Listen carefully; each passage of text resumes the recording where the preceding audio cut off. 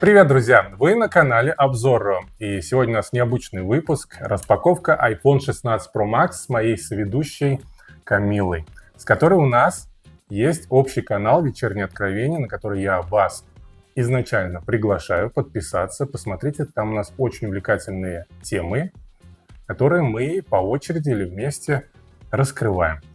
Давайте познакомимся. Камила, расскажи немножко про себя.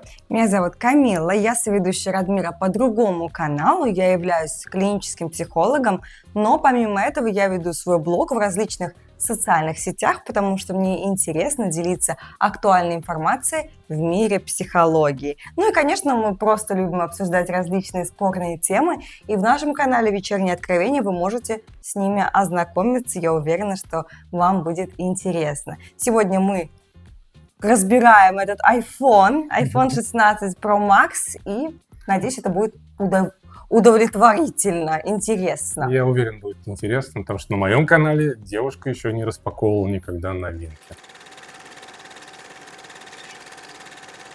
Мы пробуем открыть тот самый iPhone. Этот iPhone принадлежит не мне, но я надеюсь, что тоже смогу сменить его в каком-то моменте. И знаешь, мне интересно, Радмир, узнать у тебя, ведь у меня телефон 15 Pro Max, а это 16 Pro Max.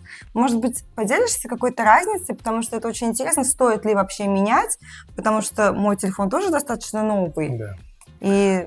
Да, я вот хотел от себя, конечно же, сказать, что, например, с 15 Pro Max переходить на 16, я думаю, нет особого резона, потому что это скорее, наверное, минорное такое обновление. Да, здесь добавилась новая кнопка для фотографирования. Это кнопка для фотографирования? Да, Ничего себе. Вот, смотри, вот видишь, из новинок. Добавилась кнопка для фотографирования. То есть, когда ты находишься, ты вот так фотографируешь. Да, нажимаешь, и у тебя автоматически запускается. Слушай, это гораздо удобнее, чем вот здесь, как раньше было. Нужно было нажимать сюда, и там прям рука вот так дрожала, а здесь как-то гораздо удобнее и ближе. Да, прикольно. Кто как вот говорит, в принципе, многие обзорщики говорят, что нововведение такое себе. Скорее, наверное, как фишка ради фишки. Но вот посмотрим, кстати, расскажешь потом. В комплектации, как всегда, ничего нового. У нас здесь кабель, скрепка и все. Этим iPhone нас уже не удивляет.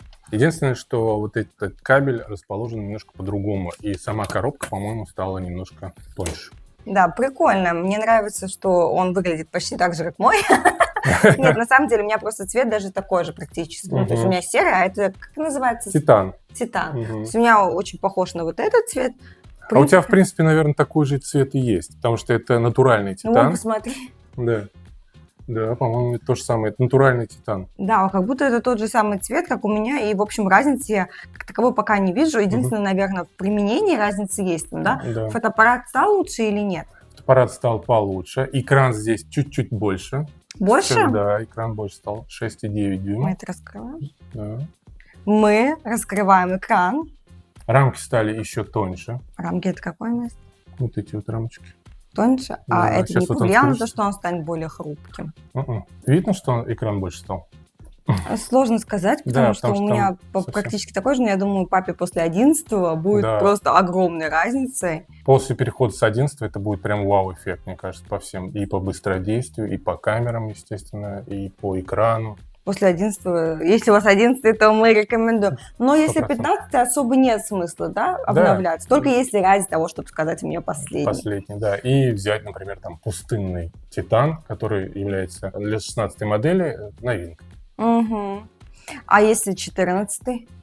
С 14-го, я думаю, тоже уже можно переходить. Вот именно через 2 поколения это нормально, когда поменяешь iPhone, потому что там уже нововведение чувствуется. В 14-м, по-моему, у нас нет USB-C зарядки. Там, по-моему, нет, Lightning. Да, там обычная. Да, там Lightning. В остальном, конечно же, прокачиваются камеры. После 14-го появилась новая кнопка вот эта вот, которая блокировки звука. И появилась кнопка дополнительная для фотографирования. А мне хочется спросить, почему, интересно, перестали класть зарядные устройства в телефоны в какой-то момент? Потому что раньше, когда ты покупал, шел и адаптер, и все, а сейчас только провод. Ну, Apple вообще это как бы заботой о экологии объясняет. Но все мы понимаем, что какая забота об экологии, когда дополнительно мы также в магазине докупаем себе зарядник. Мы наконец-таки активировали iPhone и рады продемонстрировать вам его включенного уже. Ну, какие у тебя впечатления от экрана, например? От экрана у меня впечатления, на самом деле, не сильно другие, потому что, действительно, очень сильно похож на мой, и по размеру может быть небольшое, есть увеличение экрана, но оно не такое существенное, чтобы его заметить и обратить на это внимание. Вот мы пробуем камеру, хорошая, как будто бы она действительно лучше, чем на моем, немного почетче, и вот тут заметно, что экран чуть побольше, вот эти края чуть побольше, по крайней мере для меня. Посмотрим режим портрета, потому что он является моим любимым. Мне очень нравится делать фотографии в этом режиме. Мне кажется, очень хорошо, прикольно. Хорошо. После пользования последний раз айфонами у меня, конечно, тоже кардинальные такие изменения, даже в восприятии тактильном. Ну, мне нормально, слушай, у меня рука большая, мне этот телефон не такой уж большой. После моего, кстати, Galaxy S24 Ultra, который прямоугольный и в руке лежит как будто еще больше такой кирпич, этот такой покатый, приятный. Поменял бы Android на iPhone? Я поменял бы, если бы вернулись к нам всякие банковские приложения, оплата, NFC, вот тогда да, а пока нет. Я думал над этим.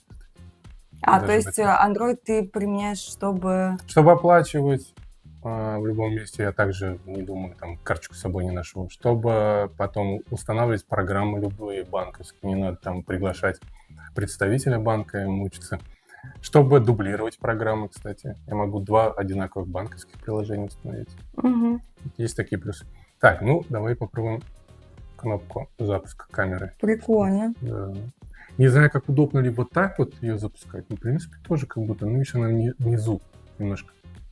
Наверное, скорее всего, вот так вот ты нажимаешь, как бы раз, и вот можешь еще, видишь, зумить. То есть она такая сенсорная. Прикольно. Она сенсорная? Да, видишь. То есть можно и зумировать, да? Да. Потом прикольно. Раз, сфоткал, приблизил. Если привыкнуть, наверное, к ней, то это удобно. Необычно. Это, конечно, сильно отличается. Да. В остальном, по-моему, как 15 Pro Max, да? Да, а ты слышал какие-то отзывы от людей, которые уже использовали или нет? Я смотрел, да, первые отзывы. По быстродействию они оба такие же быстрые. Здесь установлен новый процессор. И он, кстати, этот телефон, самый долго живущий от батареи. Серьезно? Да, для многих людей это является это важно. очень важным, потому что у меня вот даже сестренка забыла зарядку, потому что у нее iPhone, я не помню какой, наверное, может, 13-й.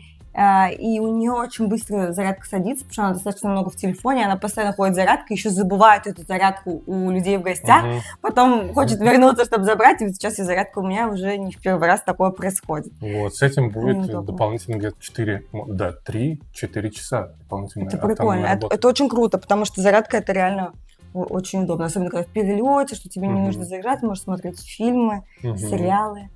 Это интересно. Такой телефон. Такие впечатления у нас. Напишите в комментариях, что думаете вы по поводу нового iPhone 16 Pro Max, по поводу перехода. Хотели бы перейти с какого iPhone на новый? Ждем ваших комментариев. И еще раз напоминаем, переходить на наш канал «Вечерние откровения». Туда мы как раз записываем скоро новое видео. Там всегда новые видео. Переходите. Всех ждем. Пока-пока.